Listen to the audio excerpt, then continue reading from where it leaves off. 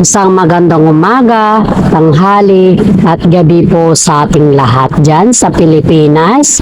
Sa mga subscribers ko po na sumusuporta sa aking content, maraming salamat po sa mga parents po natin, papananay, tatay, lola at lolo, kapatid, kuya, ay maraming salamat sa suporta na binibigay niyo po sa aking content.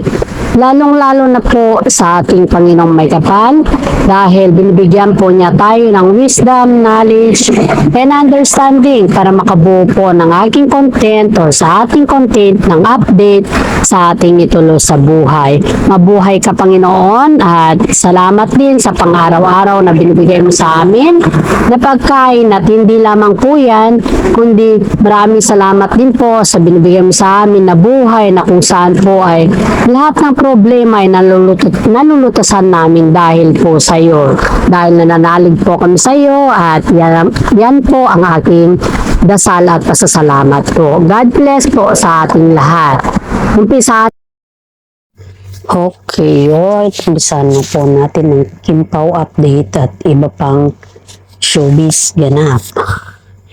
Okay, started na naman sila Kim Chiu at saka si Paolo Avellino sa meeting place nila na kung saan po ay sila na naman po ay nag-exercise para sa kanilang bodybuilder or body fit.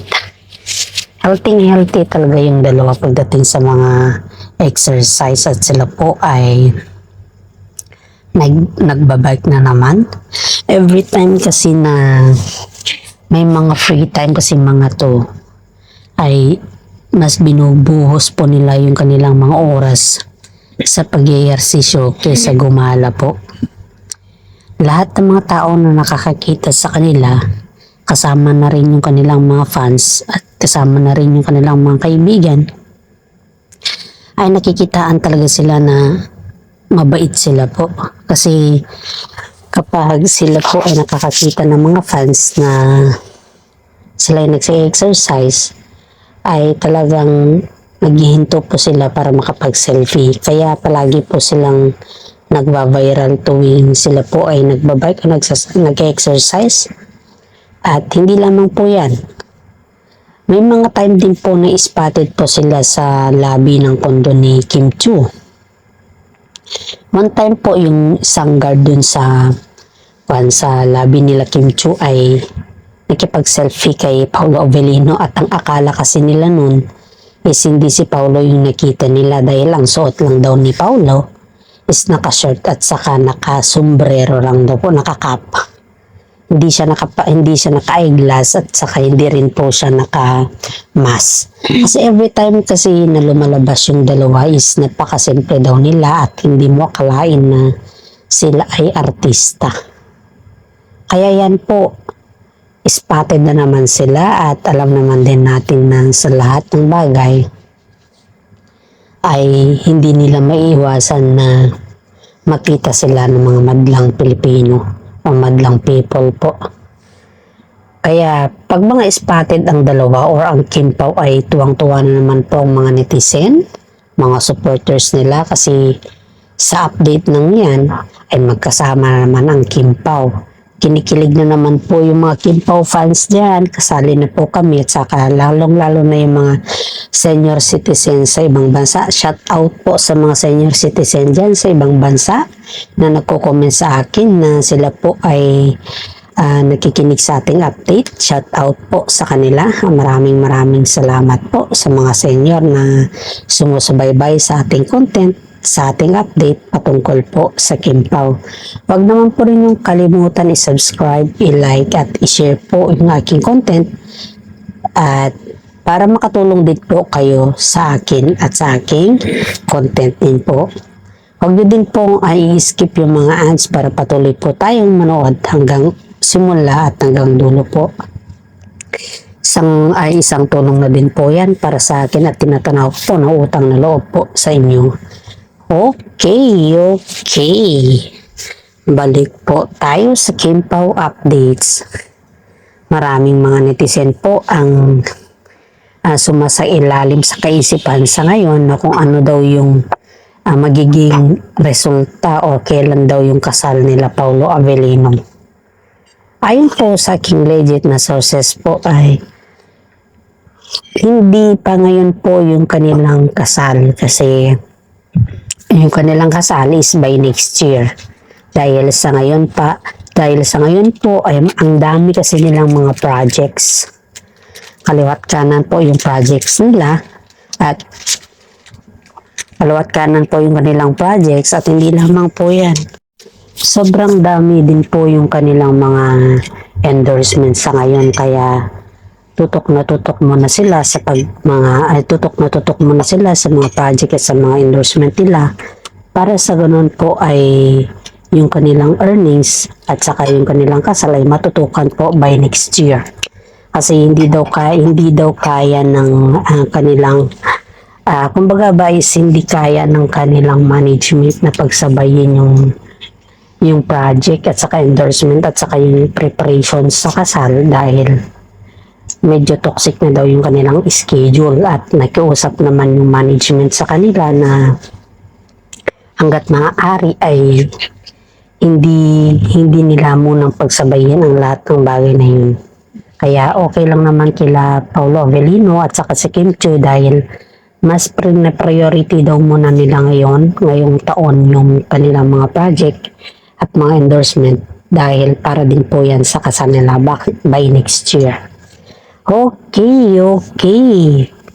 May update po tayo patungkol sa ex na girlfriend ni Paulo Avellino na si LG Reyes na kung saan po ay kinongrats niya naman si Kim Chiu. May message si LG sa kanya na kung saan po ay parang hindi pala parang to talagang kinongrats na sila Paulo Avellino at saka si Kim Chiu sa kanilang mga projects at sa kabila ng kanilang mga projects at mga endorsement na sobrang dami ngayon at yung patulog na malapit na silang ikakasal. Yun yung dahilan kung bakit nag-congrats naman si LG sa kanila at isa na namang panibagong pasabog yun para kay Kim Chiu dahil sa lahat kasi ng mga exes ba sila LG at saka si Paulo Avellino ay in good terms po sila.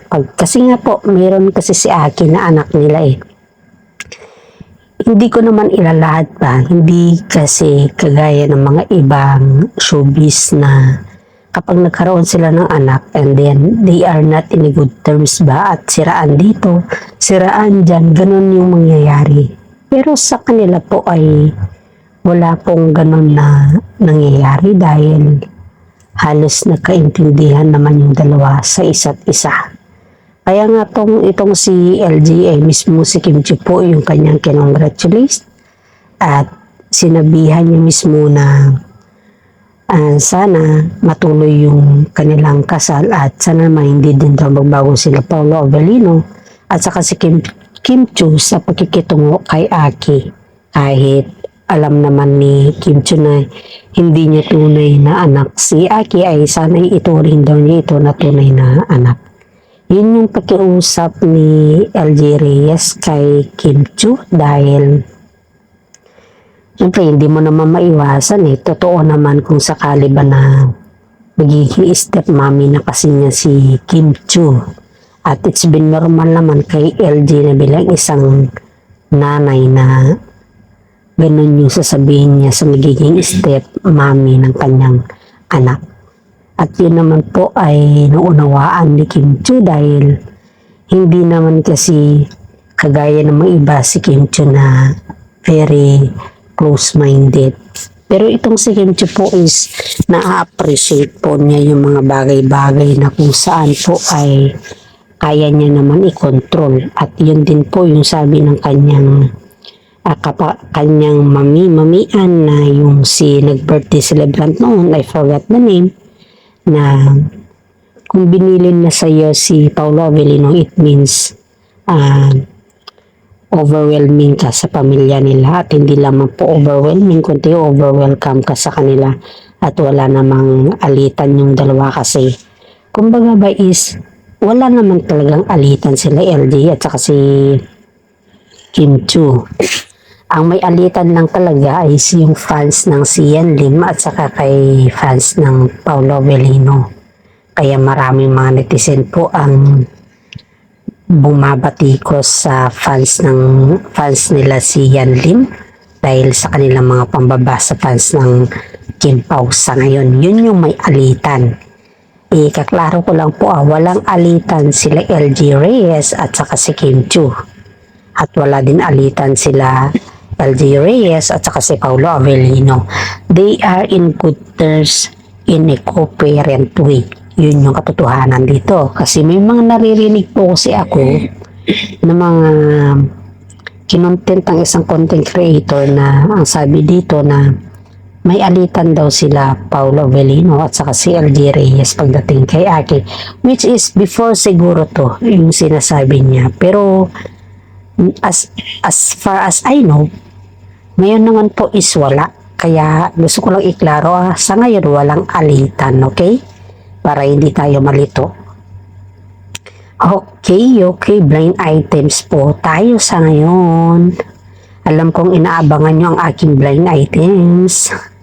May isang actor guys, may iskandal siya. Ito ay naging trending at kasi may iskandal siya, di ba? Yung actor na yan is kilala nila Paolo Avellino at saka si Kim Chu. Isa kasi siya sa mga yang actor na kung saan ay gumanap din sa kanilang parang naging kasama nila sa isang movie. Hindi ko na lang po babanggitin kasi yung actor kasi to parang bago pa sa showbiz. At ang father kasi nito is under din sa showbiz. Yun yung pinakamatagal, yung father niya. Kilala yung actor sa kanyang pelyedo at hindi lamang po yan, kilala din yung kanyang tatay na bilang veteranong actor. Itong yung actor na to is na i-connect po natin sa Kim Pao dahil parang nakipag-usap ata ito o humingi ng, kumbaga hindi naman saklolo ba, parang humingi ng advice kila Kim Pao na kung hanggat maaari daw ay ang turing daw nila kay Paolo Avellino at saka si Kim Chu ay parang kapatid. Yun daw yung, kasi itong siyang actor na to is may scandal siya na kung saan ay hindi niya ata makonect yung sarili niya sa ngayon. O kumbaga ba is yung mismong sarili niya na ang kanyang kalaban sa ngayon. Ito ay binag po ito ni Ogie Diaz pero hindi ko naman sinasabi na hindi klaro yung pag-elaborate ni Ogie Diaz pero parang kumbaga hindi naman niya naidiretso doon. Siyempre, showbiz to kasi hindi naman natin pwedeng idiretso kung ano yung nangyari dito sa young actor na to. Itong young actor na to ay nadala rin ito sa Senate. Tapos parang parang ang skandal niya kasi ito is yung kanyang management. Parang ganun yung terms. Pero ayaw ko magbanggit kasi siyempre mahirap na po. Itong yung actor na to is parang naghumingi ng advice at yung advice na po yun ay hindi naman, kung ikaw kaya yung hingan ka ng advice tapos yung gusto mo is yung the proper advice.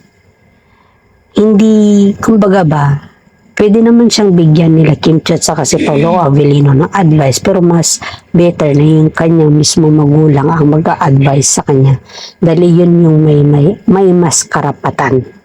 At umingi daw ito ng mga advices kila Paolo pero nagbigay din sila Paolo at Kim Chu ng advice sa kanya. Pero ang sinabi ata sa kanya na mas better na humingi siya daw ng advice sa kanyang mga magulang dahil she is still a young actor at ito ay kwan daw ito parang hindi na siya active ba, hindi na siya masyadong active sa SOCMED dahil nga sa kahiyan daw. Ayun yan po sa aking legit na sources. May kan kasi to, may pinsan na kung saan ay naiinggit daw siya sa kanya mga pinsan. Yun yung sinasabi sa akin. Pero yung kainggitan naman nun is, hindi ko alam po anong rason. Dahil ang yung actor na to gusto niyang sumikat in a different way ata. Dahil nga dun sa kanyang skandal at hindi naman din natin maiiwasan na magkaroon ng mga issues pagdating sa mga ganyan na bagay, di ba? Ang atin lang po is sana naman wag natin ibas sila Kim Chiu kung mas marami yung lumalapit mga aktor at actress sa kanila, kahit simpleng tulong lang po sa kanila bilang isang content creator po is yung advices lang po yung kaya po natin may ibigay sa kanila. Sana wag po tayong mambas sa kanila, okay, para kahit pa paano ay nakakapagbigay tulong pa rin po tayo sa kanila. Hindi lamang po pera ang tulong, kundi isang opinion po or isang comment ninyo is napakagandang pakinggan na po yan para sa atin. May mag-comment kayo ng maayos at mag-comment kayo ng mga positive para sa actor na to is mababasa rin po nito kasi isa po siya sa mga nag-subscribe din po sa atin at siya po talaga ay humingi ng tulong na advice. Yan po yung katotohanan dyan. Kaya nga po sa atin dito, huwag naman po ninyong kalimutan akong subscribe sa aking YouTube channel. I-like naman po at i-share ang aking content, sa malaking tulong na po yan para sa akin. At hindi lamang po yan, para sa atin po lahat ito. Kaya dito po natin makikita kung sino talaga yung solid Kim Pao at kung sino talaga yung solid na fans ng Kim Pao. Sa akin bilang isang content creator ay laking pasasalamat ko sa inyo kung ganyan po yung inyong isi-share po at i-like din po yung aking content. Isang malaking pasasalamat ko na po yan sa inyong lahat. Shout out sa mga supporters po natin dyan, sa mga fans po natin dyan, at shout out po sa lahat. Shout out sa lahat ng mga fans natin dyan. Hanggang dito na lang po ang aking content at maraming salamat po.